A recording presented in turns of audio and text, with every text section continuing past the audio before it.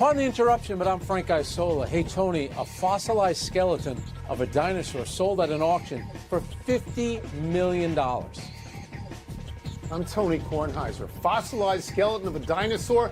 That's me. I'm that person, No. or that thing, or that fossil. That's me.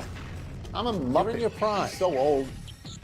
Now I'm way past my prime, but thank you. Welcome to PTI, boys and girls. Wilbon has the day off, and so I am joined by our great friend from the starting lineup on Sirius XM, Mr. Frank Isola. They're all watching the World Cup. That's good. Let's start with Spain beating France 2-0 in this afternoon's World Cup semifinal. This was supposed to be a heavyweight matchup, but Spain controlled the game, scoring on a first-half penalty kick and again on a second-half give-and-go. Frank, what did you think about Spain winning and how it won? Well, I was one of those people that told you I thought France would win the World Cup. They look like the best team all tournament long. That's not to take anything away from Spain. But Spain, they are the defending European champions, and they had an unbelievable game. They've had a great tournament. They don't give up any goals. They've only won all tournament. You know, France early on, they gave it the penalty kick. I thought that penalty was deserved. Lamine Yamal did get kicked by the defender on France. And from that moment on, France looked rattled. Their center back, William Saliba, who plays at Arsenal, he went down with an injury, and they just never seem to be in a groove. And, Tony, you look at, you've talked about it, how the stars have shown up at this World Cup. Yeah. And you look at Mbappe, they got Dembele, who's the Ballon d'Or winner. That's, the best player in the world. He just won that award. He didn't have a great game. It just didn't feel like Michael Olise, he didn't play well. So France's best players just did not have great games. And Spain is a machine. I get it. Lamine Yamal is a great player. He played well, but it's more about the team. They're great defensively. Their midfield controls the ball, and they take advantage of the opportunities they get. Spain has earned their trip to the finals in New Jersey on Sunday. They were outstanding. So I'm glad that you said you had picked France. Everyone that I had talked to had picked France. So, of course, I was thinking France as well. But you make a very good point. Spain has now scored 13 goals in the World Cup and only given up one. Like, what is the doomsday defense? They are shutting people down all over the place. I think they gave up one goal to Belgium, and I did not know this until this morning. But Spain has now beaten France 9 of their last 11 meetings. Do they own France? Is there something we should see in that? I think it just shows you how great of a team they are. And think about it from France's standpoint. In 22, they went to the World Cup final. They lose to Argentina in penalty kicks. That, in theory, counts as a draw. They won in 2018. The last time they lost a World Cup game was on July 4th of 2014 in Brazil. They're a difficult team to beat. Give Spain all the credit in the world. In Dallas today, the way that they played against a great, great opponent. I'm just going to ask one small question here. Do you think that Spain now goes through and wins the final as well? Do they have that kind of momentum and that kind of ability if you had to pick right now? And you've seen this before, Tony. When you think you're watching the two best teams in the semifinals, sometimes that team gets through. Hey, waiting for them is going to be a terrific England team or the defending champs, Argentina. It is not over yet. Okay. The championship was not decided today. Okay. Let's move now to last night's home run derby, where Philadelphia fans got the chance to do what they do best, boo everybody who isn't wearing a Philly shirt.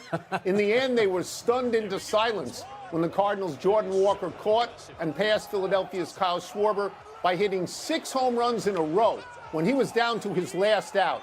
Frank, what did you make of the change in format and how Walker won? Yeah, well, the format works if the last home run is going to be a walk-off home run. And you know what? They have something here which the NBA never could seem to get with the slam dunk contest, which is the featured event of their weekend. You're getting some young players, but you're also getting a lot of the big-name stars participating.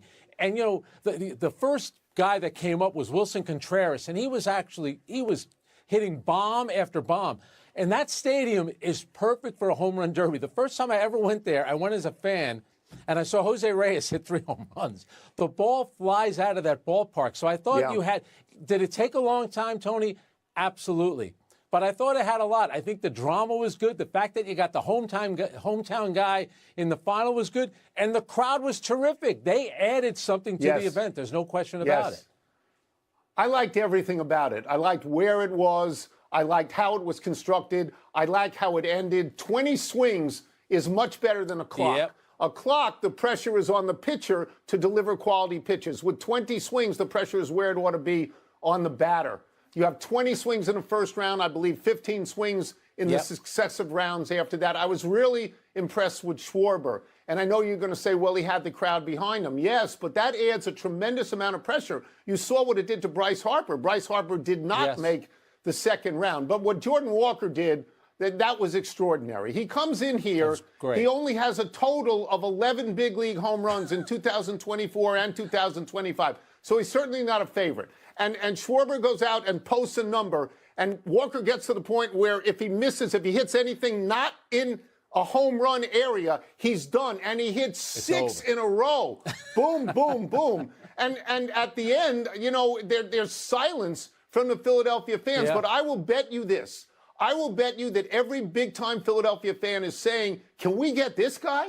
Can we get this guy? Because this guy performed with perseverance even beyond what Wyndham Clark did when he was being booed at the U.S. Open. This was a tremendous performance, Yeah, and you mentioned that, you know, that's a lot of pressure. You have all those fans are against you. I love the shots of his family, though, how excited they were for him to win it. Jordan Walker certainly put on a big show.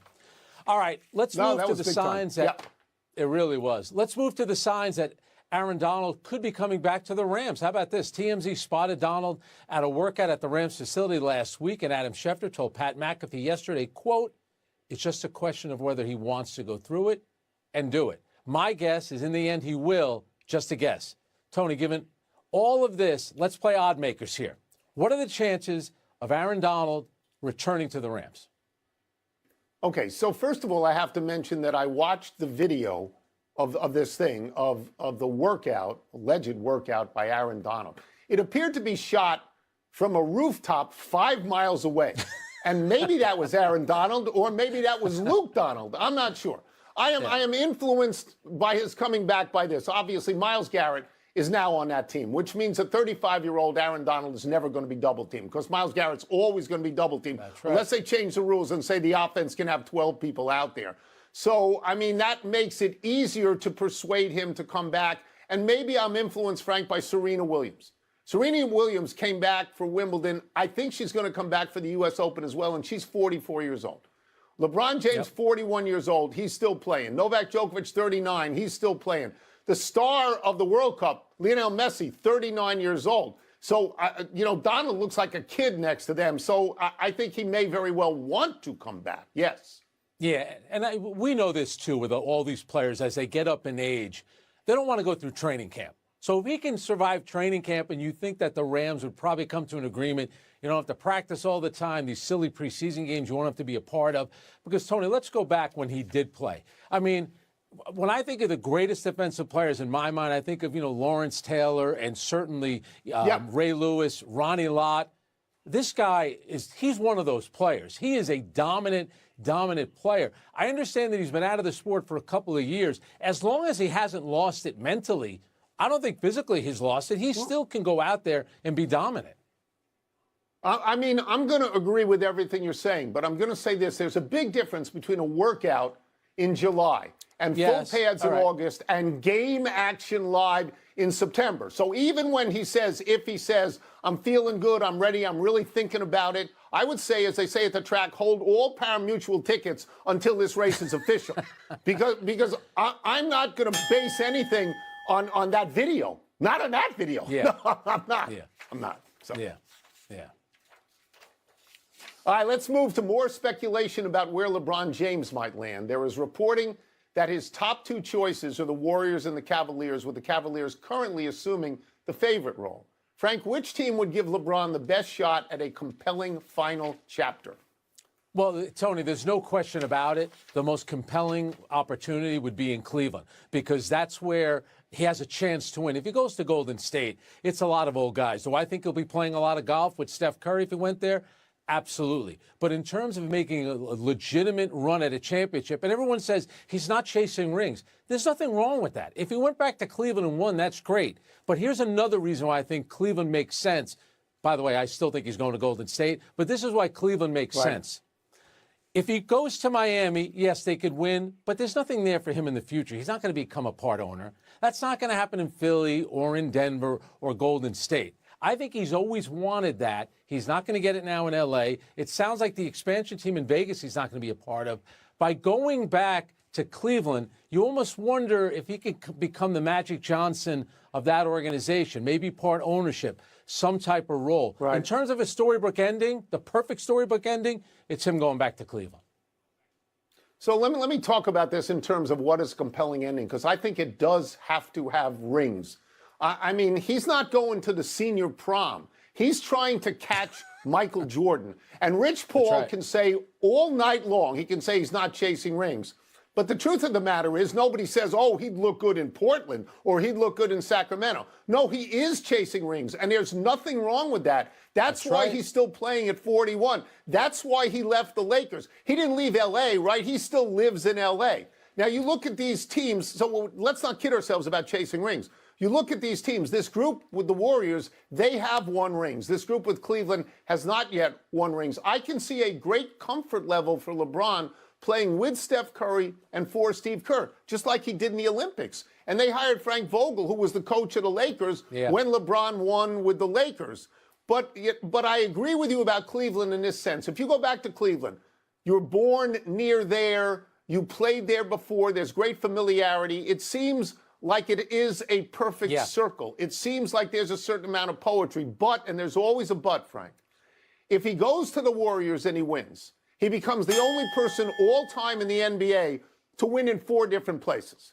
And that's what you throw on the table for GOAT. That's what you throw on the table. So, let's take a break. He might make. Go ahead. I was going to say he might make the announcement Thursday at that Fanatics Fest in New York.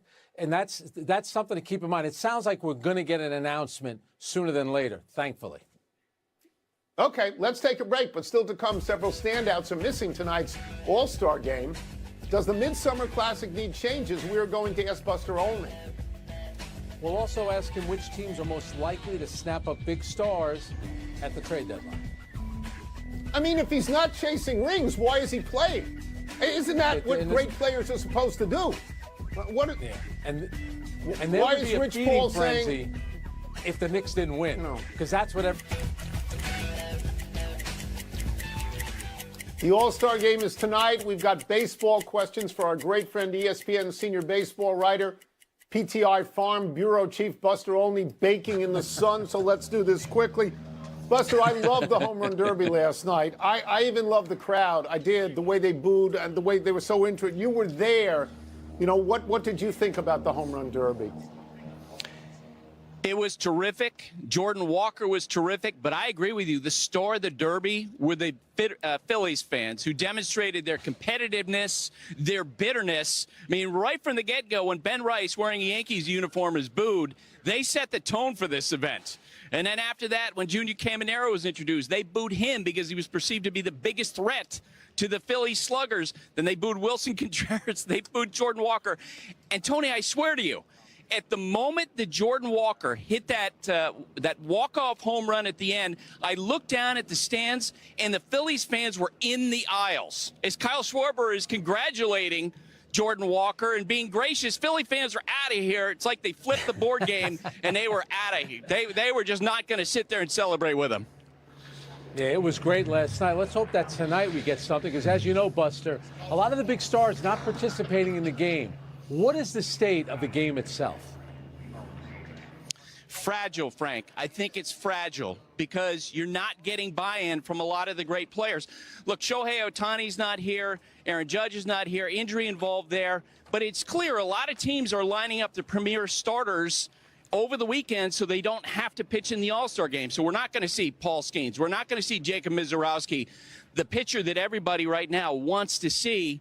And it's too bad. Like, this is a Midsummer Classic. You have casual fans tuning in, and the best players are not going to be on the field. I hope in the next CBA negotiations, the players, Major League Baseball, get on the same page to restore some of the preeminence of this event. All right, the next big event after the All-Star game, you get the trade deadline on August 3rd. Which teams right now have been the most active? Yeah, and let's face it, the American League standings are affecting everything because there's a morass of teams. just at this point trying to establish themselves in these races. In some respects, I think the Red Sox and Tigers are ruining the trade deadline speculation game, right? For the last 6 weeks, we've been talking about Tarek Skubal and Sonny Gray and Aroldis Chapman, Casey Mize, but those teams are climbing back into it. So the big questions I'm getting now from general managers is, what teams are actually out there selling? The San Francisco Giants, I think the Cincinnati Reds are going to sell, Colorado Rockies, but to this point, there's not a lot of product out there. It looks like it's going to be a seller's market. I love the trade deadline, too. I really do. I love the action around the trade deadline. Buster, we will get you out of here on this. We have asked you before who poses the greatest challenge to the Dodgers this year. And if I remember correctly, you said the Phillies. Are you sticking with the Phillies? I'm sticking with the Phillies because of all the veterans and the great starting pitching they have with Zack Wheeler, Christopher Sanchez, Jesus Luzardo. But watch the Milwaukee Brewers, who, of course, were beaten by the Dodgers in the playoffs last year. The fact that they have the aircraft carrier, the Jacob Mizorowski, it is a separator for them, because on any given day, he can outduel any pitcher in baseball the way that he ascended this year. He throws harder than anybody. He dominates more than anybody. He is the big X factor as we go down this stretch here. It's really remarkable because, you know, a year ago, people said the exact same thing about Skeens, and then in his own league, you know, somebody has passed him already. Thank you so much, Buster. Thanks, Buster. Thanks, guys. Let's take one last break. Still to come, an update on the health of tennis star Carlos Alcaraz. And Wilbon's guy, Caleb Wilson, has another night of highlights. Frank, do you think that's Mizorowski's nickname, the aircraft carrier, or is that a Busterism? Because that's a pretty good nickname, the aircraft carrier. It is. I like it. Right? I like it. He should be there. That would help. Happy time, people. Happy 94th birthday, Rosie Greer. History lesson, kids. Roosevelt Greer was a defensive tackle for the New York Football Giants and the Los Angeles Rams, where he was on the famed fearsome foursome with Merlin Olsen, Lamar Lundy, and Deacon Jones. Greer played college football at Penn State, drafted by the Giants in the third round in 1955. Greer was on the Giants' 1956 NFL championship team. But Greer's enduring fame stems from being with Olympic decathlon champion Rafer Johnson near Senator Bobby Kennedy when Kennedy was shot and killed at the Ambassador Hotel in Los Angeles in 1968 after just winning California's Democratic presidential primary. Yeah, God bless Rosie Greer. You know, Tony, people of my generation, Merlin Olsen, Deacon Jones, Rosie Greer, we know them from television shows and commercials and from broadcasting, but when you read about all of them, unbelievable players as well. Rosie Greer is a very heroic figure to me. Happy anniversary, Pat Riley. On this day 22 years ago, as president and head coach of the Miami Heat, Riley traded away Caron Butler, Lamar Odom, Brian Grant, and a future first-round pick who turned out to be Jordan Farmer to the Lakers for Shaquille O'Neal.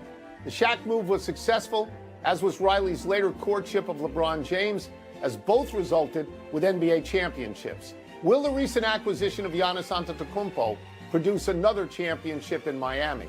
Riley has won NBA championships as a player, a coach, and an executive.